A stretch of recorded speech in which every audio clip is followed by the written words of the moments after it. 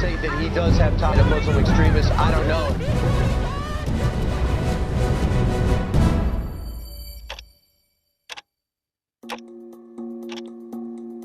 خوشحالم که اولین سفر خارجی سال 95 به یک کشور دوست مسلمان و همسایه‌مون و کشوری که اونها هم نوروز رو گرامی می‌دارند. March 25, 2016. Iran's President Hassan Rouhani is flying to neighboring Pakistan in a landmark visit.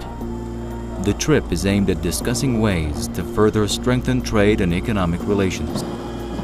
It comes after 2 official visits to Tehran by Pakistan's Prime Minister Nawaz Sharif.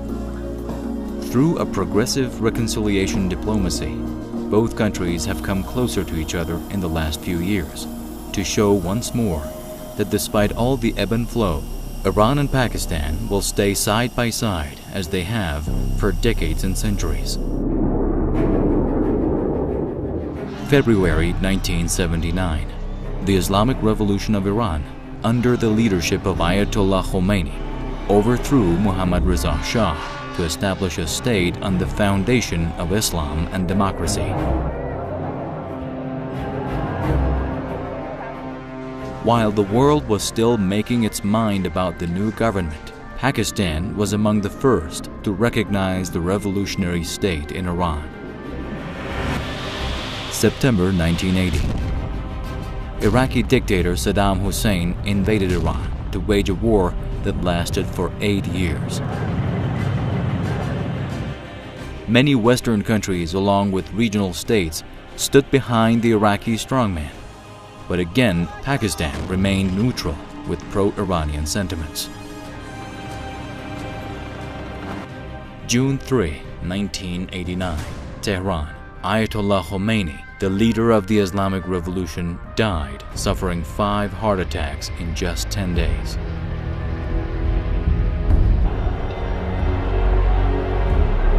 In sympathy, Pakistan ordered 10 days of state mourning. Perhaps the first major political cleavage between Iran and Pakistan came after the Soviet war on Afghanistan, with the emergence of the Taliban, a group of militants trained and sponsored by Pakistan and the US during the war.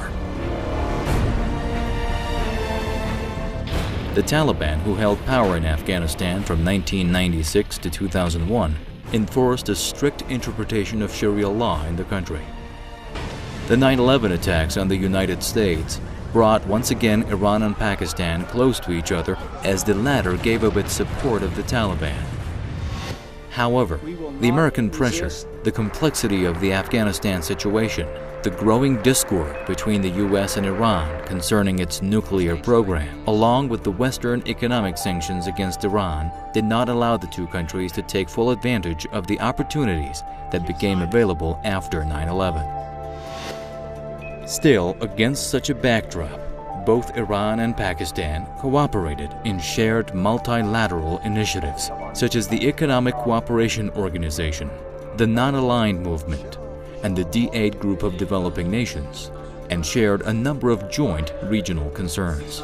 ما با هر کس که در مبارزه با داعش و گروه‌های تروریستی که سلاح رو به شکل نامشروع علیه حکومت‌های مشروع و علیه مردم اون حکومت‌ها و علیه جهان اسلام برمی‌داره مبارزه غیر تصنعی داشته باشه ما باش متحدیم. In 2014, the two countries agreed to joint operations against terrorists and drug traffickers in the border regions.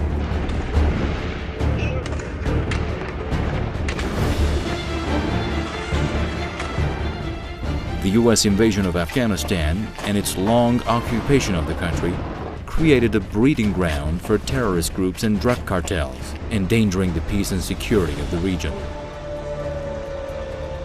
critical to deter the menace of drug cultivation and drug trafficking. This is not only a major public health challenge, but also, and more importantly, a main source of income for extremism and terrorist groups. Thus, the international community should especially support the triangular initiative on cooperation on countering narcotics among Afghanistan, Iran, and Pakistan.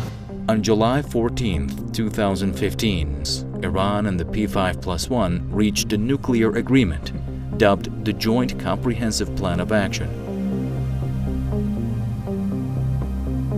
according to which all nuclear-related sanctions imposed on Iran by the European Union, the UN Security Council, and the US had to be lifted. 1 month later, in August, Iranian Foreign Minister Mohammad Javad Zarif visited Pakistan as part of a multi-country tour to explore opportunities for greater economic and security cooperation in the region. We also talked about economic cooperation, the fact that the implementation of JCPOA within the next few months will enable Iran and Pakistan to remove the hurdles that have impeded cooperation between the two countries. There is no doubt that the security and economic well-being of Pakistan and Iran, as two regional powers, are closely linked, and both have been a source of strength to each other in dealing with important regional security issues. Now, with the Western sanctions against Iran being lifted, the two countries have redoubled their efforts to promote cooperation in various fields.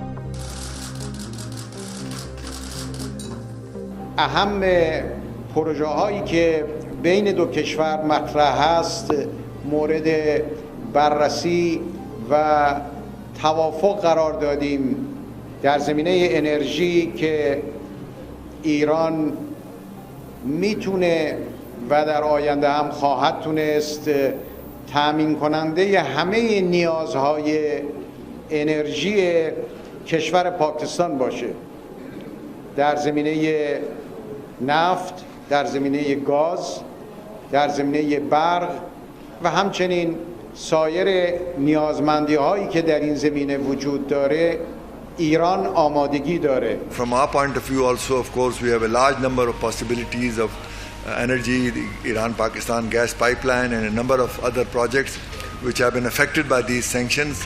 So as soon as sanctions are removed, we can start very rapidly to implement those agreements. The Iran-Pakistan gas pipeline project is a case in point. Iran has completed its part of the gas pipeline project with more than $2 billion worth of investment. But Pakistan has fallen behind the target to take delivery of gas, initially scheduled for 2014. The project has been designed to alleviate Pakistan's crippling energy shortages. Rouhani's recent trip to Pakistan heralded a new chapter in the history of Iran-Pakistan relations. In the presence of the new Iranian president and Pakistani premier, the two countries' officials signed 6 documents for cooperation in different fields of trade and commerce, insurance, culture, higher education, health and medicine.